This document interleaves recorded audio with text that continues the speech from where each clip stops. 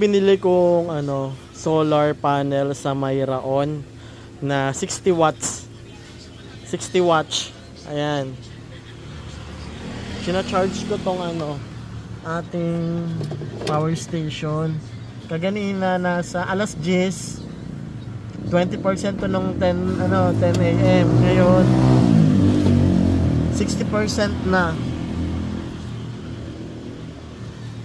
60 watts yan. Bali bili ko rito 1,200 sa may Raon.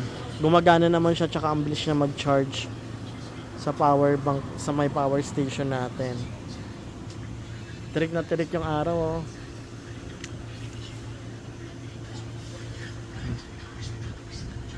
Dito tayo ngayon sa tindahan, mga suki.